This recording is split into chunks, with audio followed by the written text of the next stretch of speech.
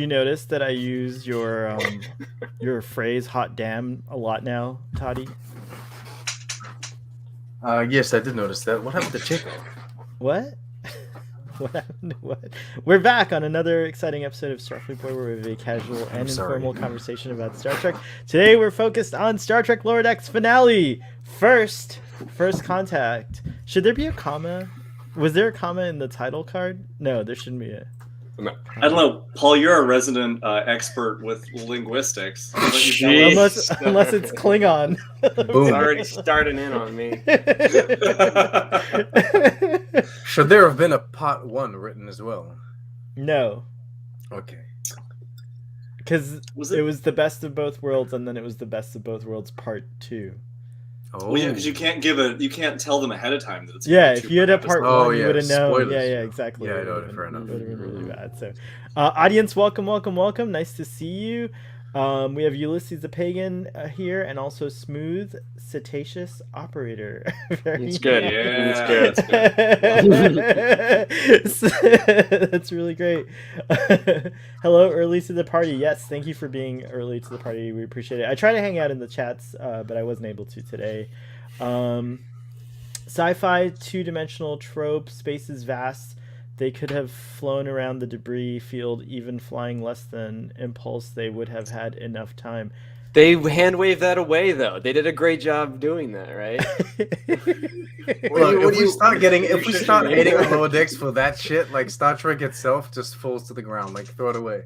I'll tell you what. There was only 20 hours, and the extended field that the debris was creating, it had, like, similar to how they just recently discovered that the Earth's atmosphere actually extends beyond the moon. So the debris was emitting an extended field of this stuff. So if you tried to go around it, it would have been futile as well. You had to go straight through it with no power. Like, that's the only way to do it. It had already encompassed the entire area. So even if you go around the back, you'd still hit it. Burnham would have done a spacewalk. She would have flown. By the way, they did by try herself through it. They did. Not anymore. She's a captain. She has to stay on the ship now. Paul's not wrong. They did make it funny because Kayshawn tries to suggest warping. And they shot him down. Yeah, they shot it. They're like, no, of course not. That didn't feel very, that didn't align well with, like, the, oh, sure, Rutherford, you can change, division, whatever. No! Maybe it was just so absurd. It was like, go to warp. What? I think that's the best hand wave away of an easy solution that Star Trek has ever done, because usually they have some, like, very long technical explanation for why they can't do like the what most I just did simple earlier. thing, right? Yeah. But this just unintelligible shouting is so much better. Yeah, this is dumb, and now the audience has to. No, you reconsider everything. You're like, oh no, that was a dumb idea. Yeah. Why did I even think of it? Yeah. Warping through it is the debris is a Stargate solution. I have to watch Stargate. Do you guys watch Stargate? I did. The funny thing was, freshman year of college, I obviously was obsessed with Star Trek, and my roommate was obsessed with Stargate. So we showed each other whole new worlds. I love it. Very awesome. So I gave him his first contact. By the way, welcome back, Matt. It's nice to see you here. Did you trick through the gate? That was good. Come on, that was good. We also have Toddy, our regular bro up there, and we have Paul. So it's nice to have you guys here to talk about the finale. And I feel like this episode was really made for you, Matt. I feel like this was somehow they see you, or they see people like what you said, like your emotions at least. I'm just glad that Mike McMahon has apparently gotten all my nudes as bribes to do what I wanted on Lower Decks. He sends them to the writing team. Like, they spread them around the writing table. Like, this is what we're working for, people. That's the inspiration for Boimler in that in It's Naked Time. Now we know, like, where it might. I didn't want to say anything, but that was the pose I sent originally. The black square is also almost accurate. Oh, great! That's excellent. Who wants to do the episode summary for this one? I feel like Toddy's got it in him, but it's open to anyone. Why is it always me? Because you do them really good and really fast. That's why You I have the picked most you. beautiful speaking voice. And that Oh, yeah. you're It's like the accent. Captain Truly. Freeman went on a personal journey through my my New Zealand French Canadian accent. Dear God. Okay, well let's get this over with quick. What happens? Here, I'll help you out with some prompts. Ready? Captain Gomez. Yeah, it took me a while, but then when I realized, I was like, "Oh my, is that really the Gomez?" Mm-hmm. Anyway, he saw my live tweets, my live DMs. Okay, so basically, the USS Cerritos and Captain Freeman are off to accompany the USS. What is it with Captain Gomez to do the USS Archimedes? Okay. To initiate the very first contact. No, just a regular first contact with an alien species. The Archimedes is like the main ship. It's the lead ship. They're gonna slowly go up to the planet and initiate the first contact. And the Cerritos is supposed to stay back and then to not intimidate. So it's Not still seem like, technically a second contact for the Cerritos, but yeah. Well, it's a first contact mission. It's just that Right, the right, Cerritos aren't having the first contact themselves, right? Yeah. And Well, they come in they later end up and they doing start it. going through. So actually, no, they had. Oh, sorry, we skipped. But- I ruined your summary. I'm so sorry. and then like in like the beginning of the episode, we kind of learn, but maybe not, that Freeman has been promoted and is going to be leaving the ship, and also possibly Tendi. That's kind of happening with her as well. Like we kind of feel like she might be getting fired by Dr. Tan or something. And then a space thing happens where an entire unstable planet that looked more like a rock blows up. It creates a field that is strictly impossible to go around. You have to go through it, but by taking off the hull and turning off all of the engines, because it has like an electromagnetic pulse to it. And so it disables the Archimedes. The Archimedes is going to crash into this planet that they're trying to first contact with. So that would have been, very first contact to actually physically crash into them. So the Cerritos has to go and help them fly through the field. They save the day by tractor beaming the Archimedes, and they get to do the first contact mission. It's Freeman's very first contact. What's going on? I'm trying to do this good. I'm doing the prompts, but you're like all over the place. I'm trying to. I'm not reading your prompts. I'm not even reading your prompts. The beautiful thing is, it's like you have the PA back holding the cards, and you have the actor trying to ad lib, and it's just the both of them are just. It's fine. We're getting there. It's a journey, just like season 2 was. I think that was a good summary. I feel like I'm missing think you nailed something. it. There's also like Yeah. kind of like a subplot where I don't know if it's resolution or continuation of the kind of anger between Mariner and Freeman, although Freeman seems very much unfazed by all of this during this episode. It's like more Mariner going on rants by herself. And she's like angry at this person. Also, we get Station Ops. Dolphins help save the day, which They is were dope. actually belugas. Beluga if I'm not whales. mistaken. My Yeah, bad, they were sorry. beluga whales, Yeah. but yeah. They are I got so cetaceans, caught just up like in dolphins. tweeting dolphins to you that That was yeah, we- sweet. I was going to correct and then you. at the end, we get a big kind of twist or reveal that we get like a slight reveal that I think Rutherford might be being spied on by this tech that he's got inside his mind.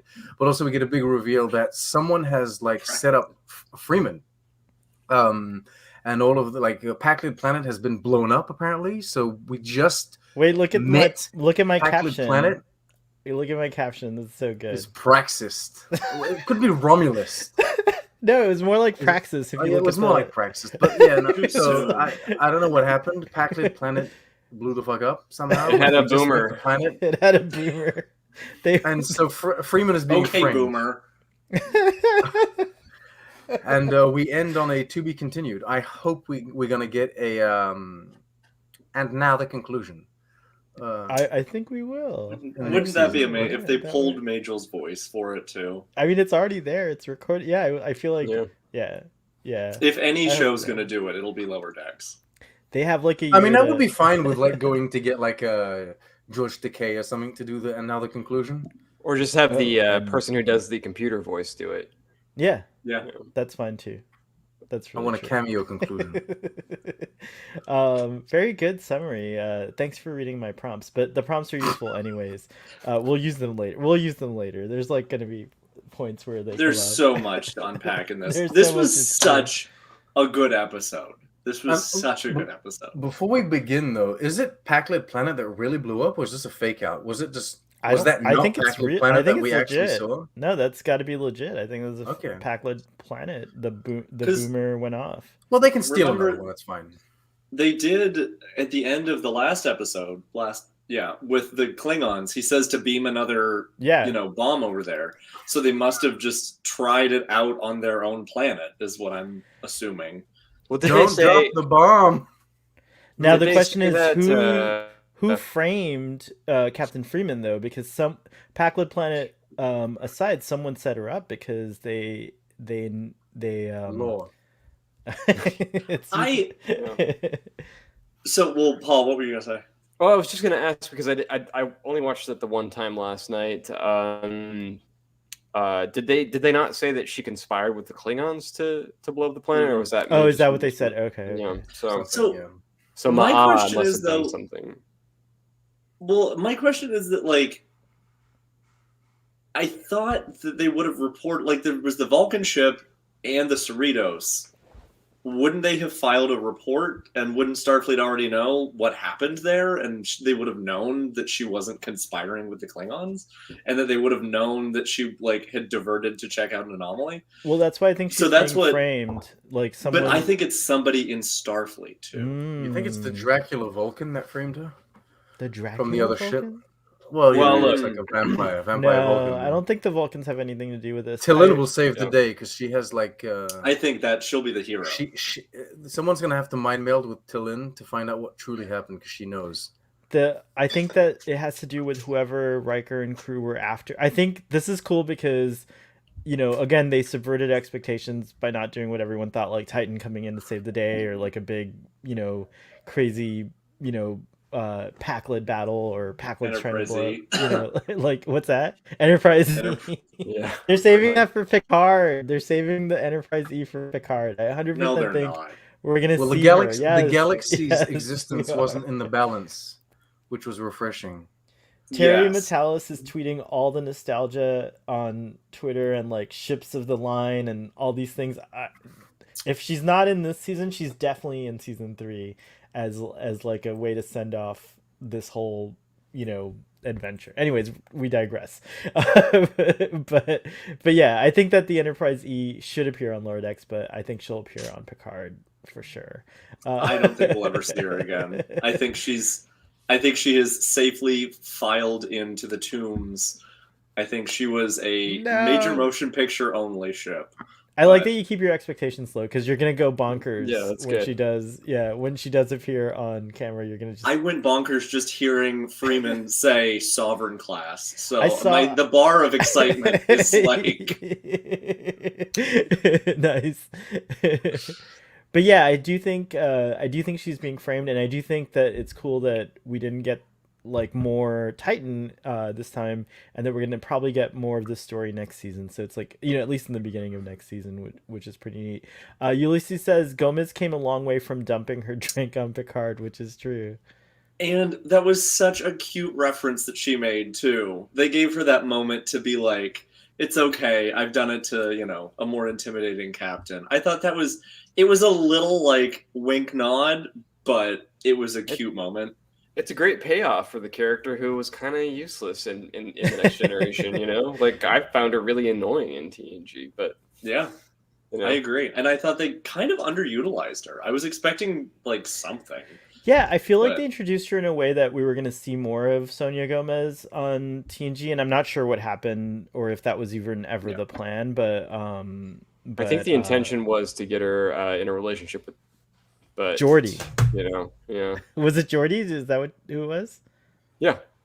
Oh, okay, You that cut out makes there for a sense. second. Oh no, yeah. I think the intention was to have Gomez be a recurring love interest for Geordi, but they, showrunners changed between seasons 2 and 3. And so They we opted got for holograms. Leah Was Brahms. that how early she came in? Yeah. She was I thought only it in season later. 2. Yeah. She's in, only in like 2 episodes or something like that. Yeah, she's in They were like, Q and the Samaritan can't have Snare, the which is great clubs. because it's the Packlet episode. That is true. She already had experience with the Packlets. Yeah. Joel on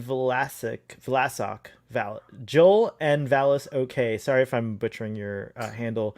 I think her spilling the hot chocolate was her Nausicaan fight heart stab. But you know what's funny about that is that the hot chocolate looks just like the stain that Picard has on the blood stain The tunic, that he has on his tunic, so it's kind of funny.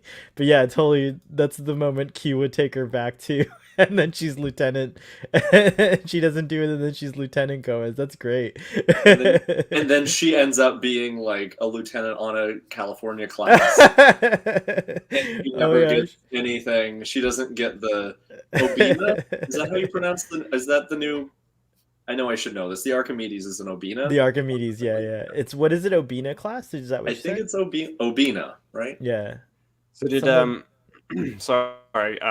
did everyone else's Paramount Plus description say the Cerritos encounters a Excelsior class ship?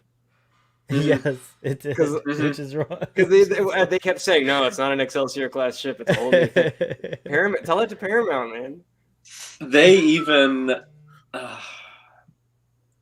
I can't tell you how many people I sent his tweet, the Brad Words tweet of like, it's not an Excelsior class, like as a response, everybody you like, just had it like on copy paste. Yeah, I did. I really did. Awesome. I just had a moment. I was like, I'm going to specifically point it out as an Excelsior class in my review. In my Easter and egg. I will be in your comment section, and I will be Oh, angry. dare you. That's really, really funny.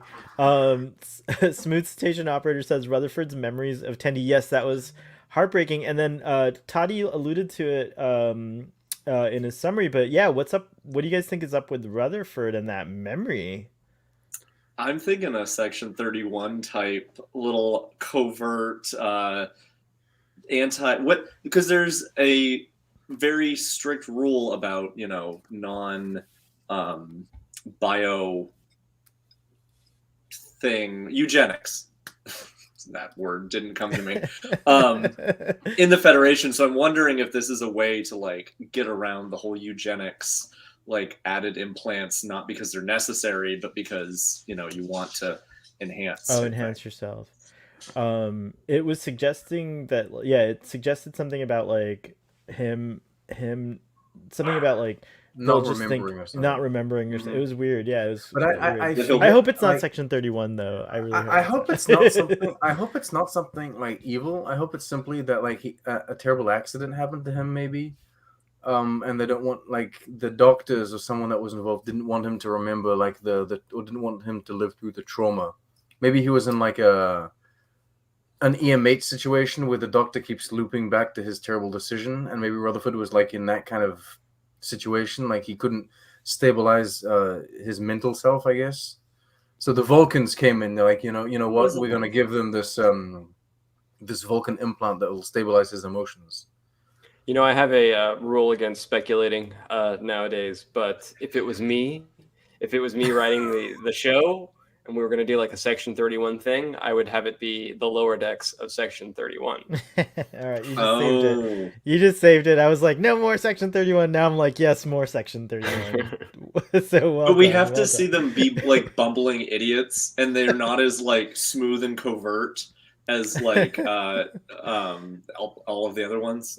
Like, they're just like the desk jockeys at Section 31. They're the guys who just sit there at their desks all day at headquarters or whatever. Are they the guys that are dressed completely in black and that are walking like on the corridors like this, trying to be discreet, but everyone that can would see be them? good.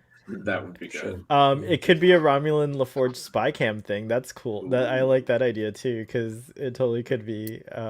We couldn't. Yeah. I don't know if you could tell if they were human per se. They might have been.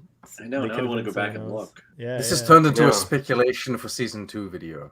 I'm out of here. Yeah. He's gone. He's gone.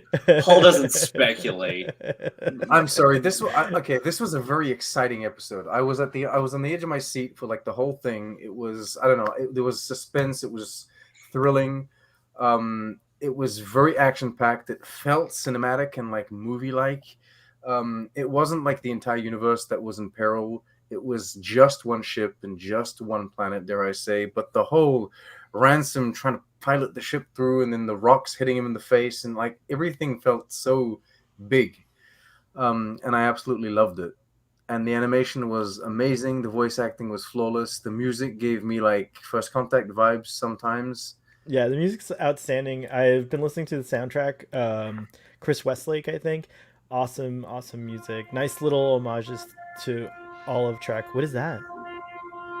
Oh, I'm sorry. I live in downtown Los Angeles. So oh, I was like, all I thought you were queuing up music, and I was like, what? Is this I like did a too. It was track? perfect Like, timing. yeah, I was like, whoa, that's awesome. Hitting us with some horns.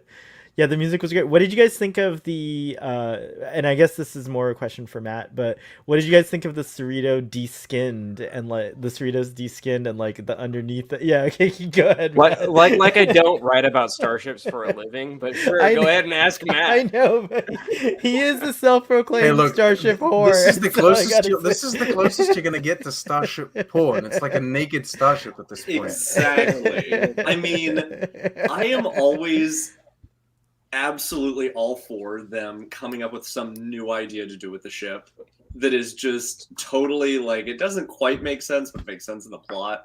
Like that we can see a ship do something we haven't seen. And to see the First Contact maglocks like go and like the idea that there's one of those on every hull panel is insane to me. And to think about the fact, and this is such a small, weird detail to think about, but I do a lot of like starship modeling, and I like to do, and so like when you do Aztecing on the like models and stuff, you're consciously thinking about all these little panels that make up a bigger ship, and the smaller the panel, the bigger the ship looks. So to see them actually eject all of these tiny little panels off, there was just something so like full circle for me that just felt so good to see. Like, you know, if you actually are studying the blueprints and you're getting as nitpicky as I always get with the ships, and see like the different layers of the hull and like them talking about that electrostatic discharge of what is basically the structural integrity field, because that's just an electromagnet Right. holding everything together. And like it just It was- like it was incredible, like to see that and to see them execute it so well and with such great thought to it. It was incredible. Incredible. I love it. And with the quality of animation, it's so close to what like CGI like live action starship sequence might look like of the same thing. There's like no weird bendy. The lines are so perfect, and like everything's just like everything feels solid and like And that's what, you know, real. It's like weird. with this being an animated show, and it obviously is an animated show, when you look at the ships, they're really not animated. Like like you said, they are very stylistically CG, and that makes them so well done and so lifelike, especially for season 2. Not as much in season 1. It was a little more matte painting type. Yeah, But it feels like you could throw on a different texture and like you would just have like a live action version of it. Yeah, it would be so easy to, and that's something that and somebody pointed it out a while ago, that the voice actors do resemble the actual cartoon characters very closely, to a point that if they wanted to, they could do almost a one-off episode where it is a live action or some special thing that like all of a sudden we see everybody as a live action set, or even just like one scene where there's some temporal anomaly or, you know, weird spatial rift that they be yes, like seeing, I love that so much. Trek That on the is- Tube sent this to me, and I thought this was really cool. Like it's a comic book style, and it's so you see here obviously Riker and Troy and Boimler imagined as a As a nice twink. non-cartoon. Yeah. As a nice twink. Yeah, let me tell you. like a twink, it's true.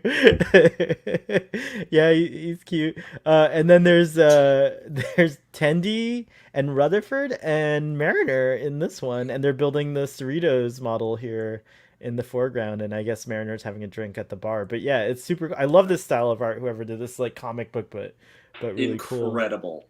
I am obsessed with those two pictures. Let me give credit. Oh, let me see if I can pull up who gave this, because that's bad when you show people's art and you don't give credit. It is on Twitter. You can go all to. you need to do is you say, "Who did this?" No, That's no, enough. but I know who did it. It's on Twitter at Aventine Less. Tine. Yes. Yes, else actually. So it's AVENTINELSS. It might be ISS, by the way. So it might be Aventine ISS. Actually, it is ISS. Oh my gosh, I'm such a This is the failure worst at shout-out handles. I've Yeah, I ever- was like, sorry, Aventine ISS. Shout out to goddamn it. It's Luke. the feeling. That's Aventine is a reference to Ezri Dax's ship, right? I hope. Because also, second up there with the Sovereign class, Vesta. I don't know what that is. Incredible work. Paul was just touting how he writes about ships for a living, and then he's like, I don't know what I that was is. Yeah. literally about to ask your opinion about ships, and now I don't know if I care. Cannon ships, man. Cannon. Nice, I love it. The line must be drawn. Yeah. No further. Yeah. So I shouldn't be. I'm reading the comments here, and I want Oh to yeah, say. please. So Ulysses the Pagan asks what the Cerritos is named after. Oh hey, Geek Filter, by the way. Yeah, hey Geek Filter. By the way, and it's from there's a city in near LA called Cerritos, and there's an auto mall called the Cerritos Auto Mall, and they have a jingle that is very catchy where they say "Yes, Cerritos," and that's what that's from. That is very specific, and That's fantastic. Yes. Yeah, But- and then Cerrito #Cerritos strong. That's like Love that's that. so good. What were you gonna say, Matt? Oh, I was just gonna say Cerritos is also the birthplace of the actor who played Cerritos Auto Square. Yep, there you go. in Next Gen, Suddenly Human, the boy who had been with the aliens. He's a human. I forget Oh, what his that's name deep. is. I didn't know that. Jono. Jono, thank you. Yeah. Yes. The one that wouldn't touch anybody without gloves. Oh yeah, he's a famous He actor, was- or was famous for a bit. He was A on little Dr. bit, yeah, Quinn, he- Medicine Woman. Yeah. Shout out to those 90s programs. No, that's Wow, yeah. That Cerritos was Star his Trek birthplace. goes deep. Yeah. That's insane. Like that's crazy. I doubt that was intentional, but One of the best things about this episode, as Toddy was saying, is like how crazy action packed it was, and that also to me read like it was so easy to like just not think of this as like an animated program, because during the whole, first of all, the whole ship was involved in deplating the Cerritos. I'm making up words for it other than just, stripping her naked. Like the whole crew was involved in that. But then you had like our lower deckers running around doing things. They had the bridge module ejection, and it's cool that like the screen is actually not a piece of glass, even though I don't mind that design. I'm not knocking that design, but it was cool that like in this era, at least, like at least, who said I am? I am. I'm knocking it. The Kelvin timeline did that fractured thing for drama that was. Some ships have it, some ships don't. It's like a thing, like whatever. But anyways, it was cool that they ejected the whole view screen module, and they were like basically eyeballing the whole thing. Like that was nuts. And then you had Cetacean Ops, which I have to say, like the way you geek out about ships. Oh, you too. For me, when I first learned about Cetacean Ops from, I think it was the Star Trek Next Generation technical manual, because it's referenced in there, and then it just blew my mind, because I was like, oh yeah, that makes sense. Like they had to repopulate our oceans with whales, and so they thought like, and they had this new understanding of like their intelligence, and they decided to like incorporate them and try to communicate with them, and and so maybe Vulcans helped out, and now they're parts, they're navigators on ships and on bigger Shout ships out and to stuff. whales. Yeah, shout out to whales. And it's also clever because if you ever encounter the whale probe again, you've got a whale on your ship. Like like you've got an advantage over everyone else. It won't disable your your ship. So it's like really clever. There's a in great that. program about whales on Disney Plus that's narrated by Sigourney Weaver. Ooh. Even better. Even better. It's there's only like 4 episodes, and they talk about like whales, and you're like, I don't know, it's amazing to watch. Mike McMahon promised we were going to get Cetacean Ops. He's been flirting with it since the beginning of Lower Decks, and when we got it, for me, it was epic. It was exactly what I kind of was hoping it would be on the Cerritos. It's different on the Galaxy class. It's huge, like this big, it's like yeah, I much was bigger. expecting it to be visually different than what it was. Like it was a little spa pool, but then it goes deep. It was, But I wasn't. it was very deep, but Yeah. oddly they don't have access to anything because it's not designed for flippers. Yeah, that is weird. That was a little. I mean, obviously plot, but They also Yeah. seem very put out by that, which was funny. Right. I think I appreciate that yet another like big addition to the Star Trek universe along the lines of the koala and the Black Mountain is now beluga whales have like sentience and they are like as intelligent as humans in the Star Trek universe. Yes, they're non-human I- persons, and just like actual cetaceans, they were very horny, which is very fitting of them. So it was really and funny. the one They had some named sass Matt to them, kept too. trying to get Rutherford to skinny dip, which They named honestly, it that. That's right. thank you, Mike McMahon, for got understanding your my notes. whole brand. This episode was a brain. love letter to Matt. It was like a whole, forget Star Trek. It was a love letter to Matt from the Lower Deckers. That's cool. No one will ever see this. And Was that's the other totally whale named fine, Paul? They but- didn't name it. I feel like we're gonna in my head canon. It's Matt and Paul. Wouldn't that be Geek fantastic? Filter. And the two of them were arguing the whole time. They were like, "Shut up and keep up."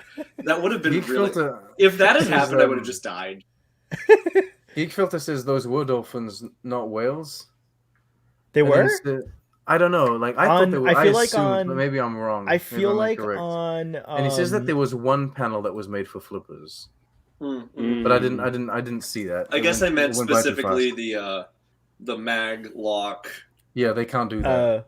I feel like, or maybe they could do it with their teeth, but I feel like on Ready Room, I'm not sure, Aaron, but if you saw Ready Room, but I feel like Did Mike they McMahon did interview say them? he might have said belugas, but I'm not sure. They look like belugas, but they could have been dolphins too. It's fine. Or what does he know? And then unfortunately, it What can't does he be know? He Matt. just wrote it. It can't be Matt and Paul. It's Matt and Kiloam, which is a cool Oh. name. but Kiloam is actually translated into English as Paul. So there you go. So Hey, yeah, it's a good baby name. Are you expecting? A dog. I spent 2 weeks at the Marine Mammal Laboratory in Honolulu taking care of dolphins. Oh, that's super cool. Okay, that That's one thing amazing. was not made for flippers. Everything else was. I'll have to go and watch it a second time. I've only seen it once at this point, so I didn't. I'm really glad we've all watched it once, and we just have so many opinions that we have not really covered. Yeah, we really covered. Yeah, we haven't really covered our Hey, PJ. opinions on that. Hey, I'm gonna put myself here because it look the way I have I'm to going to look at the camera assume you looks very correct. much enjoyed the episode. Hated it. Yeah, No, God damn it. it was good. It was overall. I think it's the second best episode of the season. Oh, It was wow, really that's- Second I already have best. them. I have every Just rank episode them. ranked in my head right now. I know which one is the best, and not worst, but like just not as good as the best. Nice. I mean, I liked the last episode the most, but this one was pretty good. I mean, I want to see what happens in the next part. Obviously, that can make or break whatever this was, because I did not see that coming. I did not see the whole arrest. arrest and her being framed, and the to be continued TNG style. It's so cool. Everything. The only difference is we used to have to wait 4 months, and now we have to wait like 10 months. So maybe sooner. I don't know. I hope they crank it out fast because I want to see what happens next. So my cat's Do you doing guys these think? weird flips off Do camera. you guys which think guys that can see. Mariner and Jennifer are gonna date? I thought that was And- adorable. And do I you love think that that we're arc. going to finally see or understand more about these Andorian genders? You're so ready. You're so ready for the All four of them. Andorian gender reveal party. What that looks like on Andor. Is it Andor? It's Andor, right?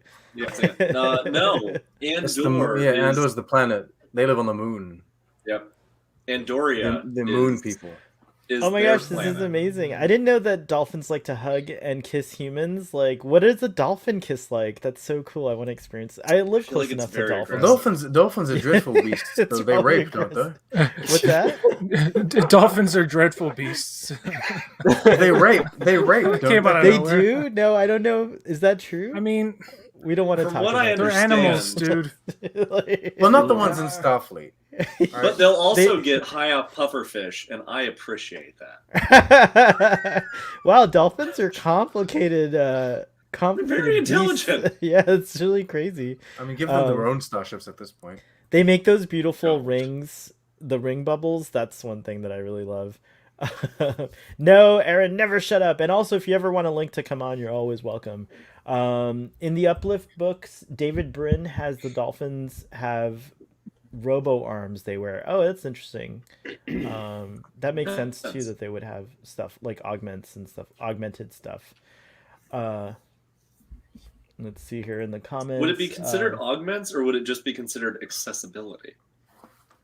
Oh yeah, good point. If I remember correctly, and it's been a long time, it's one of the few Star Trek lit books I read was Dark Mirror, I think. It was a TNG book by Peter David, and they had a dolphin officer who like sat on like a sled kind of thing that had robotic arms. Oh, okay. I think they also did that in the DTI novels, and I completely forget who wrote those. It's blanking. I'm terrible with names. He did 4 DTI novels, and I believe there was a couple officers that had like a robot arm dolphin type thing too. So it must be. I feel like that's almost canon. If there's enough soft canon, it becomes hard, right? it's canon now. It's been in the first time we've seen. Oh, I just meant with the robo arms. Not the yeah. robot. Oh, not yeah, the yeah. robot Yeah. arms. They should But, definitely yeah. do that. I think it'd be What do you- cute. What do you guys think about Tendi getting promoted to a bridge officer and leaving medical and all that good stuff? I wanted to ask about that. Yeah. All I'm gonna say, and I'll let you guys lead this off, but one of my favorite little tropes was Tendi going, just like Jadzia Dax, and she's just like, I don't know who the fuck that is, but I like Like but Spock. yeah, like Spock. It's like Spock. That was really cool. The fact that my dog's name is Jadzia, and it was just, it was Oh, a you- perfect moment. That's funny. Yeah. Braxton's cat's name is Esri, so that's interesting. In fairness, she should have been Esri. A, it's a much better dog name, and B, she's dumb. So she is not an homage to Jadzia at all. Well, I worked Jadzia at- got killed. Ezri didn't. Yeah. Yeah. All right. Nice. Soft canon. It doesn't exist. Just like the Aventine to Paul. I love animals with Trekkie names because our friend Ruben named his dog Riker, and then I used to work at a state park, and they had 2 guard dogs named Odo and Dax, which was funny. So I thought that was pretty cool. Yeah. But yeah, I think that's gonna be cool to see her on the bridge. But I feel like they all have shifts on the bridge. But I guess Tendi will permanently be on the bridge, so that's interesting. I wonder if this is going to make room for our Vulcan friend to appear on the Cerritos next season. I hope it is. T'Lyn next Lower Decker, you think? Yeah, T'Lyn might be the next Lower Decker. Is it a promotion though? Like, it feels like a completely different like position or like job. It's not going up as a medical. It's like a completely different direction. We'll find out when we see how many pips she has next season. So I guess Or it'll how much depend on corn that. she's been eating. What did you guys think overall of the Rutherford and Tendi disc full storyline? I thought it I was appreciate. Yeah, I like the resolution where they both admit that they love the Cerritos. You know, like Yeah, it was really cute. I don't know if I necessarily need them to get together, exactly. But they kind of seem to kind of, bond over their Yeah. love for geeky things. So I appreciate that like the ultimate expression of that relationship was, their love for their show. And you can have really deep and profound non-romantic relationships, right? Like I feel like that's cool that they, have room for that. True, but Lower Decks. if there was a storyline where Rutherford started dating someone else or Tendi was dating someone else, tell me either one of these people wouldn't get jealous. Yeah. And then Did we see realize, that, you know though? what? I want to Yeah, be we already with had you. that. We already did see that. Yeah, she kind of went crazy. That's right. Oh, which one was that? That was was the early very in the first season. episode of the season. Don't go wasn't it? out with what was her name? Barnes. Yeah, Barnes. you, Yeah. Oh. it's the one. And they you kinda- you didn't like. They how, did a like, repeat of it in psychotic this she season got. or something, right? They did. They Mhm. harkened back on that. Yeah, okay, I remember. Yeah. What were you saying, I don't- Toddy? Oh, Yeah, sorry. Go ahead, PJ. Sorry, no, go ahead.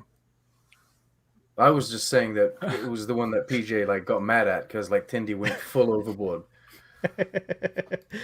She did go full over the. Yeah, it was the medical venom episode. That's The only right. thing I didn't like about the Rutherford thing in this episode was the pop-ups blocking his vision. I thought that was just like, it wasn't funny. It just wasn't funny. The But pop-ups, everything else was like pretty dead on. The only thing, another thing, I thought it was funny the that criticism. he had three copies of all of their memories together, which Yeah. is like. And he only really- deleted one. Yeah. Like he deleted one copy. He still has it. He still has two Yes. backups. I think he has some dangerously low storage. If only a year's worth of memories triple Yeah. is building up his That's- capacity. Can he That's a add big another problem. SD card? Like just like But also, what's the logic? He's an engineer as well. So what's the logic of like backing up everything still in your head? Like if you get hit by something, you should be like basically downloading it or uploading it to like the computer.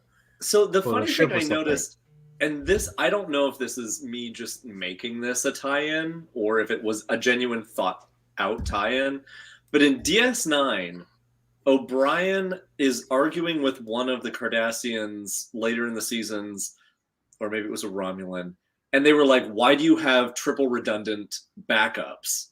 And he says, "Well, if one fails, you always want to have another." So in my head, they had three backups on every, like, apparently it's just standard on every Federation starship. You have three backups of everything. So part of me thinks, I don't know if that was a purposeful thing, but Rutherford's just used to having three backups of everything because he's an engineer on a starship. I mean, So part of me is like, yeah, they've conveniently forgotten cloud computing though, which is a technology that we have today, and so I feel like he could have unlimited storage if he taps his piece into It's too like. risky. It's too hackable. It's I was going to true. say, the downside of cloud computing is if you hack the main computer, you get everything with it. That's Those the nice damn thing about cloudies are gonna hack you. I mean, like Probably the obviously Romulans. this show Not the really Romulans. only plays in like the '90s version of Star Trek, which failed to predict that with everybody having 25 pads. But it actually it reminded me of Ariam downloading her memories and choosing which ones to Yeah. delete in Discovery. Oh Season yeah, 2. that's right on. Yeah, totally. Yeah. That is a really Oh. good point. Like that does harken back. Mariner overhears Um, about. Oh, go ahead, PJ. The biggest thing about the Rutherford storyline is the big reveal that something was implanted in him that is covert, and he's meant to think it's an elective thing if they find out what it is, whatever it is. So, could he somehow be? I don't know if you talked about this earlier, like an agent of some sort, and he doesn't know it Yeah, yet. we speculated What's it all called? kinds A of sleeper things. agent. Yeah, that's it. Yeah, we speculated all kinds of things from lower section 31 to like maybe the Romulans pulling what they did on Geordi to him or something like that. Okay, yeah. Okay. And Paul came up with a great idea, which is if we do get section 31, it should be the lower deckers of section 31. I heard that part. I came in on that part, but I Oh, didn't hear nice. whatever you said before. Yeah. Okay. Oh, this is like all the pads on. This is doing research on Star Trek. My favorite part of all of that is them. And looking back on it now, whenever Geordi hands something to an ensign to take to the bridge on a pad, it's like you're Hit handing send, someone the moron. data to why not just hit like send to bridge ops console 2 and then it just goes.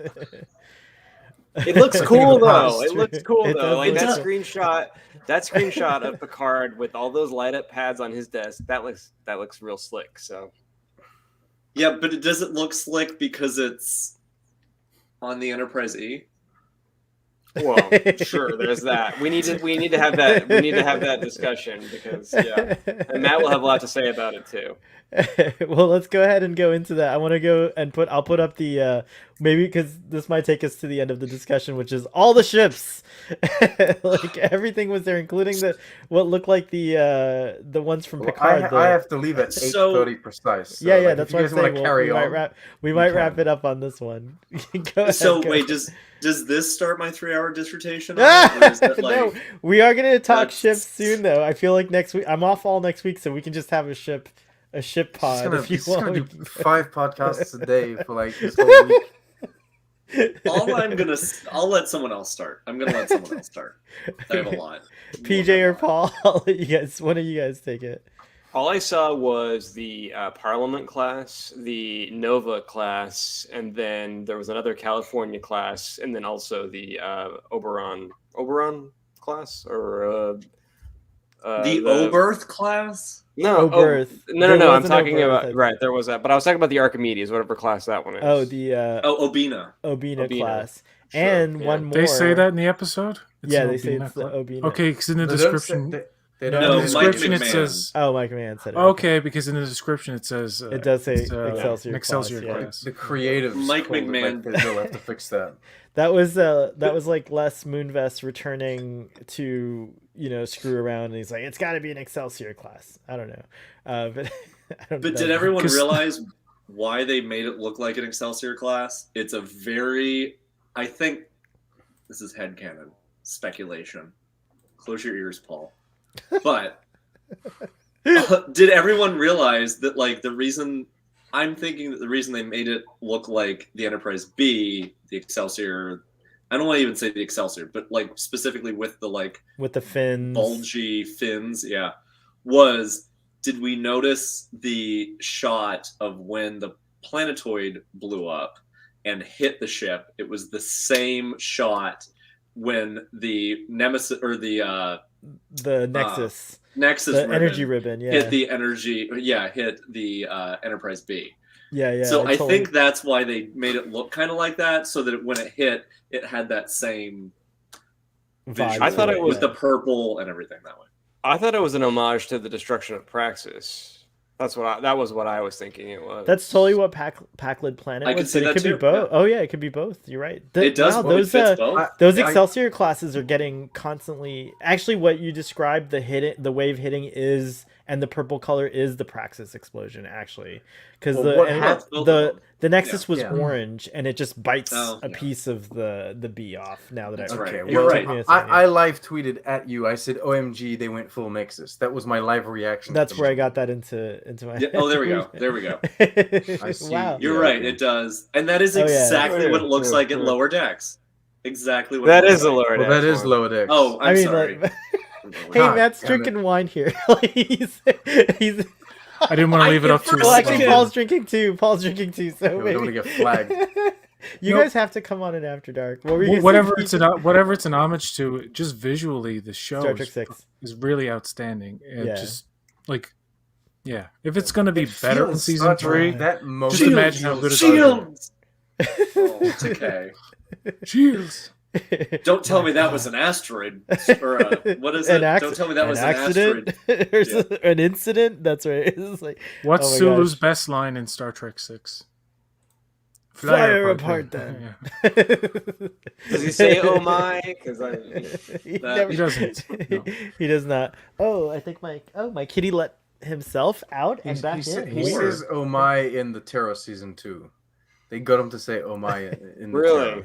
Terra. Yeah. He I actually will- says "Oh my" somewhere in Star Trek. I thought it was a myth, much Well, like anyways, the Where is it? Scotty. But Anyway, there's one you guys missed, wasn't there? What's the class ship that the Zheng He is? What is that class? that would be the Like- inquiry class. The Inquiry class was there Oh, too. sorry, I think, I Matt. feel like. Do we have a screen? Yeah, I do we feel have a like- screenshot? Because I don't think that's true at all. No, I I'm going- swear I would have noticed if it was. I'm gonna there. go and look for it. I felt like it was that, but I wasn't sure. Like I am. Well, we're about 6 years too soon in Lower Decks or maybe even 8 years too soon. Lower Decks is Yeah, 20. maybe it's like its right? predecessor or something. Are we talking about the ship that was docked with the Cerritos? Yeah, that was a Nova class. That was Right. the Nova class. Oh, maybe. Yeah. Someone pull up that screenshot. Oh no, Sorry. that was Is it- definitely. Is The it one at that was the end down of to the the screen- episode or in the beginning? It's at the end, at the very end, like the At the very shot where end? they have all the ships together. I don't know. Um, You're but like, I It was. can't- It was an upgrade. It's of a okay. It's Nova this class. one. Is it You got what? it. Okay, here we go. Is it this one? Oh. Because it had the very This one angular here. deflector dish This that one didn't here. fit inside. Yeah. Oh yeah, what is yeah, that? that's a Nova Can you... class. A Nova. Nova. Yeah. Okay, Yeah. my bad. Yeah, I so was you've got confused So with it's a little this. bit. If we're going by Windows, it's too big to be a Nova. But we know never to do that. So No, the If we're Cerritos going by was, Windows. the Cerritos was horrifically oversized in this episode again. When people were walking on the Hulk, they were like teensy. So Thanks for pulling that up. All right, my bad. I thought it was the Well, I got a Xperia little class. excited too. See, we're not ship people. We don't know enough about Yeah, ships. but that's why we Pull have the great trick out, we have Scooby. shippers here, which is great. Fantastic. All right, so you can anything ship else you Paul guys and anything else Pull you guys them want to talk shipmates. about before we wrap it up? It was fantastic. The Obina class is incredible. I don't like the Fucking name of the loved class, Obina. I I like was trying that. to find the reference. I couldn't find it. I like that Jennifer's space helmet had little antennae holes. Yeah. Mm. Mm-hmm. I also like the fact that they were like little lines, almost as if they could extend if necessary. Or It like makes sense to move. me that like, Yeah. you know what I mean. Like you have antenna, they come out. You don't have them, they don't need to come out. Makes sense. We first saw Harry Mudd wearing a Andorian space helmet in Yeah, but that was an old school one where like they Madness. were built in. They were built Yeah, in yeah. really long in case you had long antenna. What I really liked about this episode was the teamwork. Like you actually get to see the crew work together, solve a complex problem, and they actually do it just as good as any of the best out there. And I like how when the crew finds out that she's potentially leaving, they freak out. And Billups, like he loses his shit. I love that. yeah. Actually, that part where Billups freaks out is in the ready room was the best part for me anyway. He uses Ren Fair inspired insults at one point. He says like dragon blood or something. Dragon's blood. Dragon's blood. Our friend Aaron says I love Billups. He's great. the Obina class is named after an art director on the Oh, show okay. named Nolan Obina or Nolan Obina. So that's cool. I like that. Yeah, that is cool. Well, now I feel bad for saying that it sounds like a silly name, but anyway. It's forever recorded here for posterity. I apologize. Yeah, I've Star Trek Lower Decks won me over like a long time ago, but it just keeps I feel like it just keeps raising the bar, and my expectations weren't low for it, and it just keeps They have like me. What's that? They have to quit now after season 3. After season So that they don't Well, fail I'm us, scared right? It's like, because quit while you're Brad- ahead. at Brad in LA, Bradward, who might be Brad Winters if I'm not mistaken. But anyways, Brad in LA tweeted today 20 out of 20 in the can, 10 more to go, and so it got me scared. I was like, I hope that's a typo. I hope you meant 1,000 more to go. So yeah, hopefully Lower Decks goes on past season 3 for sure and gets as many seasons. I think it's going to get 8 seasons. I hope so. 8. It would be 8, clever. 9, 10. It would be clever. And it actually, I think I would like a cartoon to actually age characters. They don't do that. They never do that. That'd be interesting, yeah. Ulysses I- wants us to talk about Captain Freeman Day. I thought that was cool, but it was very much like Captain Picard Day. I feel like now it's a tradition on the fleet or something. I thought, I'm gonna be honest. Here's my only. I don't think it added anything. I don't think it did anything except shoehorn in Captain Freeman Day to make it look like Captain Picard Day. I agree. Like, I don't think there was no. Reason for it. Obviously, people love it. It was a cute homage, but like for me, it didn't. It was like, oh, okay, they're doing a Captain Picard Day joke. Like, They had nothing for like there was so Boimler. much else in the episode that was incredible. I felt like that was like, okay. Yeah. Boimler No, you're- winning this whole season, by the way. But go on, Paul. No, Toddy is correct. Boimler didn't really have much to do this episode. Yeah. But Yeah, that's well, okay. he had the cecitation ops mission, He drank. but like Tendi could have. They he could drank have given that whale moment to pee Tendi, right? But- What's Yeah. that? I thought I that- will. Yeah. Go ahead. Oh no, go ahead.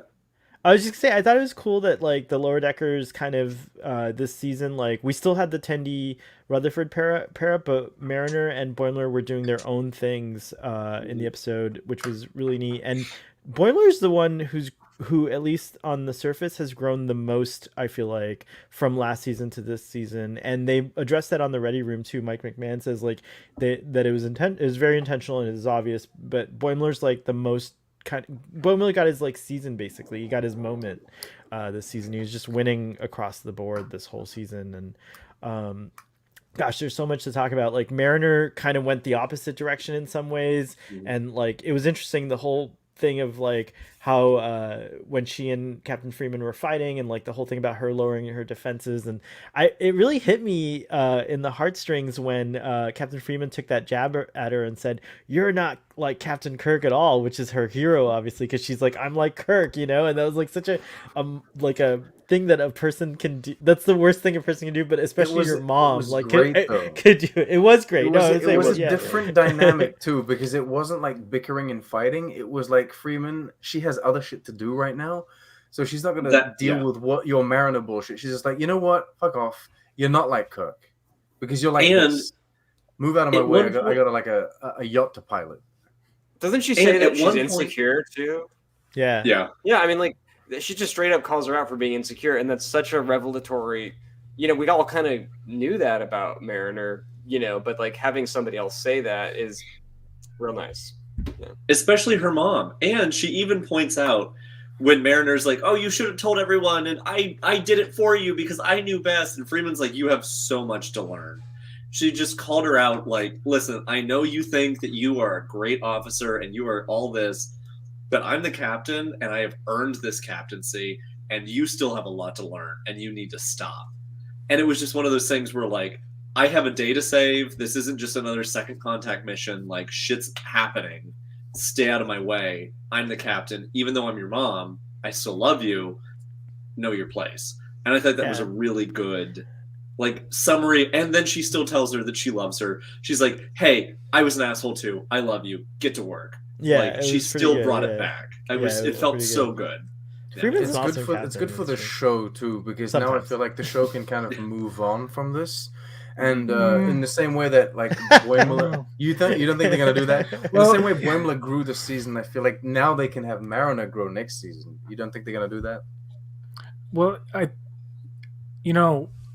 I didn't like the bickering between the mother and the daughter so much at the end of season 1, and I didn't think they'd do so much of it in season 2. And there is growth in their relationship, especially in the last episode, where even when Mariner wants to like leave and like get away from her mother at the end of the day, she still tells her, I had a good time.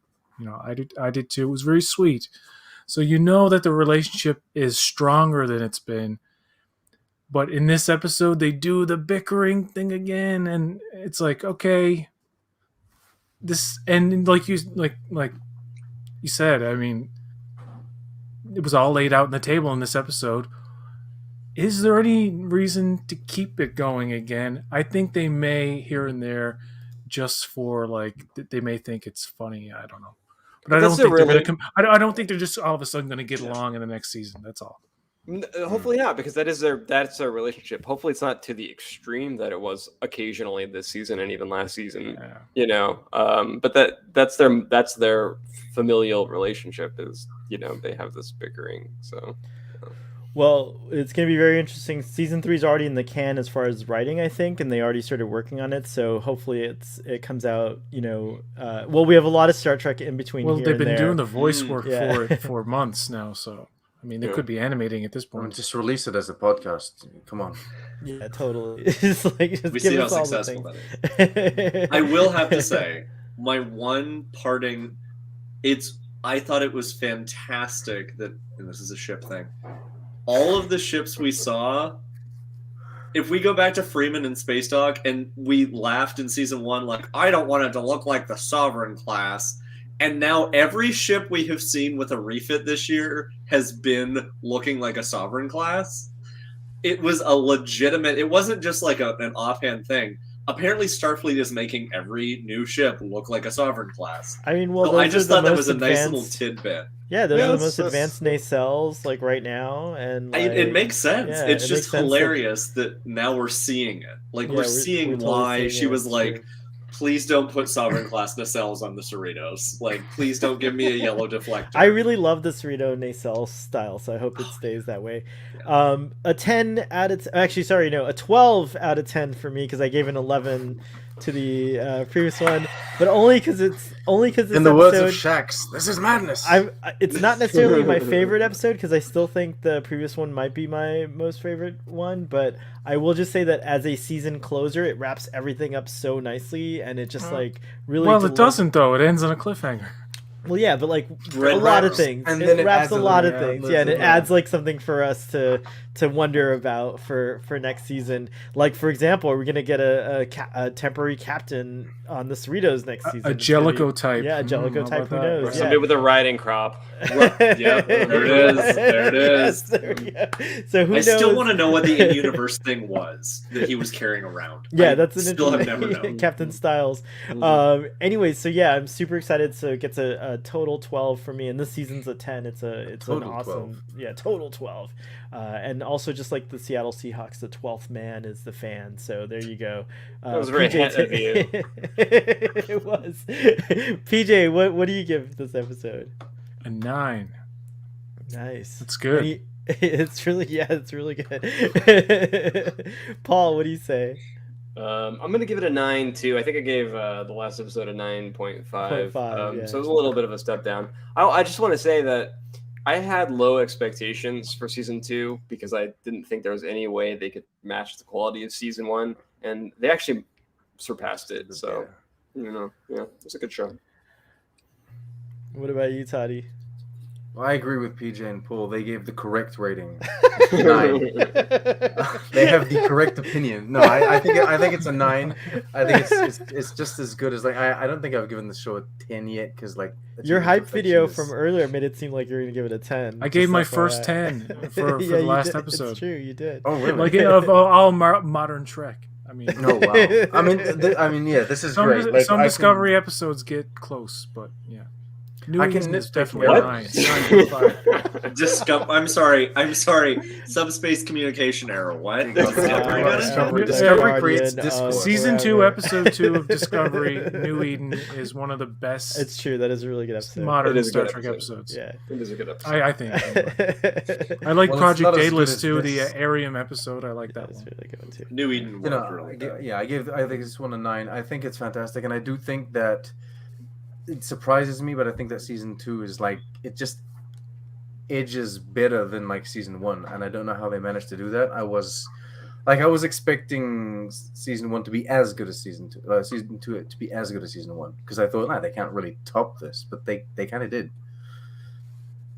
In the end, they did. I thought I had really high expectations. I was going into season 2 thinking right out of the gate, it's got to be as good as the last episodes of season 1. But those were unrealistic expectations. But it really worked out. Once it got halfway through, I was going from liking it to loving it again. So, I mean, yeah, definitely better than season 1, which isn't a knock on season 1 because season 1 was great too. Joel gave it 31 out of 10. 31 So that's out of even better than I my love that. ratings. Yeah, it's Wow. really Oh cool. God. And then Braxton We also gave it know a, who's working. for 9 out Section of 10. 31 now. Yeah, Uh, exactly. and 9 invitations to go swimming in Cetacean Ops from Smooth Cetacean is one of the- Operator. This is one of the Skinny lower dipping. deck. Cetacean This is Operator. one of the Yes, lower you deck do. of The 30, blue section guys. 31 guys. And then The lower deck of section 31 people. They give 31s to everything. They put 31 everywhere. They just don't know how to be discreet. Braxton says, I wasn't interested that much after season 1, but season 2 reeled me in. This is true. Braxton was not too interested. 10 out of 10 from Springtime. Matt, take us away with your rating and we'll end the stream there. I've got to say, you gave me all of my Lower Decks gave me all of my favorite ships, all of them outfitted as Sovereign class, and you gave me a ship-centric conclusion to, and you named a whale after me. I have to give it a 47 out of 10. Oh, yes. Wow. You heard it. 47 here, out of 10. 47 out of Disrupted the time continuum with that rating. 10. Temporal Prime Directive be damned. Okay, Audience- listen. Audience, thank you so much for joining us. Please go check out Matt over at Juzel_Ricks on Twitter. and lots of ship talk there. So you can go all the things. Check out Toddy over on Trek on the Tube. And what have you got? You just dropped your latest video for last week's episode, right? You dropped it this week, yeah. Yes. And he wants to know if you want him to keep doing the Easter eggs. We all voted no, but he wants to know. So please go. You have a poll or something, right? Or like I have two polls. That's basically done. I have 2 polls, one on Twitter, one on YouTube. Everyone is like 80% yes, carry on. And everyone told me carry on the Easter eggs. Just release your videos later. They're like, we don't care. You don't have to be punctual. Oh, just right on. So yeah, your audience told you. I have a supporting group. Yeah, it's very cool. Paul, you can check him out on Twitter as well as Paul Sutherland, not Sutherland as some people say. Okay, well, a call out is not necessary. Not like the ship. No. And then you can also check him out on what Trek? Trek Culture. Trek Culture. Oh my gosh, I'm like totally. It's what Trek Culture actually is the full name, if I'm not mistaken, right? No. No, it's whatculture.com, and then Trek Culture is the YouTube channel. Okay, and I just wrote a 10 Secrets of the Klingon Bird of Prey, and Sean Farrick was kind enough to go back through and edit the Klingonese for me, so there are no Klingon misspellings. Wow, so cute. I saw that call out on Twitter. That was fun. And then PJ, you can check him out on Boatwreck on YouTube, and sometimes as Boatwreck1 on Twitter, but not always. It's like the planet taking a Twitter break. Yeah, it's like Twitter's it's like that driving me planet that. I'm gonna plug something that PJ is unaware of, though. At some point, you and me, we have to do a Ted Lasso season 2 talk on ABTG. Oh my gosh, I want to be in on that. I'm off next week, all next week. So if you guys want to, okay, fine. We'll fine. bring him You can along. do your own thing. It's fine. PJ, what's going on Boatwreck? Oh, go ahead. Tomorrow night there will be an After Dark. Yay! Now, I don't know how long it's going to be, or if anybody's going to show up, because like 7 people showed up to your last one. I feel like that was good. That's more than show up to mine. It seems like the sequel to a good thing is always not as good. But anyway, on Saturday we're doing DS9 commentary with Marcelo. It's Battle Lines. It's which episode is that? Opaka. Oh, Kai Opaka. That episode. Kai Opaka, best. And Jonathan Banks from Breaking Bad and Better Call Saul guest stars in that episode. Very, very cool. It's about zombies. It's a good Halloween episode. Well, kind of, not really, but yeah. Excellent. Everyone go check out Boatwreck, and then also check out Text Trek tomorrow as part of TQIF before the Boatwreck After Dark. So check that out. They're going to also do this deep dive. Lots of fun. And then if Toddy wants to get his Easter eggs, just watch Text Trek go through every single one of them and just copy the segment. Like if it's that, I'll just link the video, right? Yeah, like, just do a collab. Go watch that. It's fine. It's like, by the way, go over to Text Trek and you have so many resources. And then Starfleet Boy on Saturday, we're gonna do a season 2 TOS recap, and then sometime next week we're gonna try to do a Lower Decks season 2 recap as well with a special guest who I can't say right now because it's not confirmed. Anyways, no, it's not Mike McMahon. It's George Takei. It's George Takei. Takei. Sorry. He's going up on the SpaceX rocket next month. No, I'm just kidding. I was gonna say, are you serious? No. But Matt's like, I wouldn't. Shatner did not go to space. Anyways, live long and prosper.